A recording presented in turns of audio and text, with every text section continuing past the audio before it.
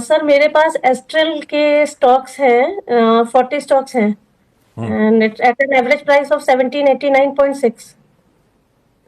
Astral at 1789 और astral बीच में काफी स्लिप हो गया था, अब तो फिर भी थोड़ा बहुत लोअर लेवल संभला है।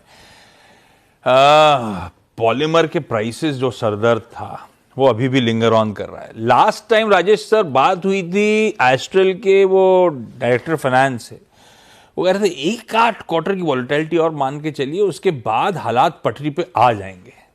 पता नहीं इस होप पे कितना राइड करूं मैं। एस्ट्रल फंडामेंटली है कैसी, क्योंकि मेरे को 300 रुपए का लॉस हो रहा है, करा क्या जाए।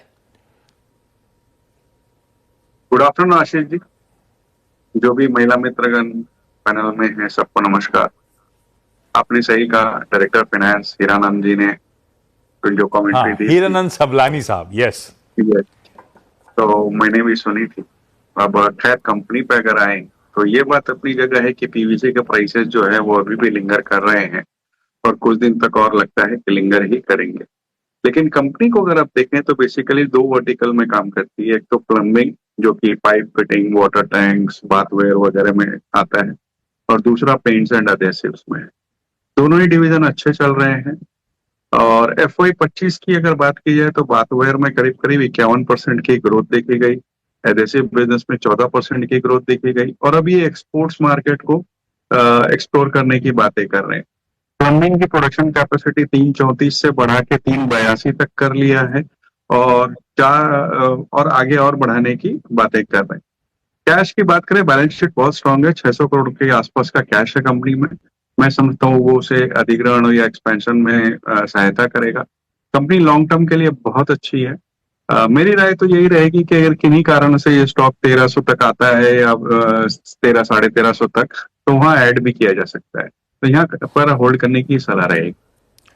होल्ड करिए शिप्रा मैम, चाहे तो जो ट्रिगर्स राजेश सर बता रहे हैं उन ट्रिगर पॉइंट पे आए तो ऐड भी किया जा सकता है। आप ऑफिस में नहीं हो शिप्रा, में ऑफिस में हो गया अभी? नहीं नहीं, घर पर हूँ। ये एचआर का सही है, आप हफ्ते पर जाते नहीं हो क्या ऑफिस? वर्क फ्रॉम होम चलता है क्या? नहीं नहीं, वीकली वंस। तो फिर वो अच्छा नहीं, मैं गलत छोड़ देता हूँ। जोधपुर जा रहा हूँ, जोधपुर से डॉक्टर आसमा व्यास जी जुड़ती हुई। डॉक्टर आसमा मैम, नमस्ते मैम डॉक्टर कौन से वाले हो आप? मैं पैथोलॉजिस्ट हूँ। हाँ, मतलब वो स्टेथोस्कोप वाले, एक होते पढ़ाई वाले, एक होते हैं स्टेथोस्कोप वाले। नहीं नहीं, मैं स्टेथोस्कोप वाली हूँ। हाँ, परफेक्ट है। आसमा मैम, कब से स्टॉक मार्केट से आप जुड़े हो? मैं 2015 से। पहला मेरा कैम्स पे है, उनकी मैंने बाइंग की थी 4321 पे। मेरे पास 143 स्टॉक्स हैं, तो मैं जानना चाहती थी कि इसका अपसाइड टारगेट क्या रखूं। है लंबी अवधि के लिए? होल्डिंग पीरियड 1 to 3 मंथ्स के लिए है, शॉर्ट टर्म लिए थे। ट्रेडिंग वाला मामला है। राजेश सर, कैम्प्स किया क्या जाए? देखिए, पहले कंपनी पे आते हैं तो कंपनी बहुत शानदार है। Mutual fund, non mutual fund दोनों बिजनेस में अच्छी ग्रोथ देखी गई, करीब करीब 15% की चौथी तिमाही में।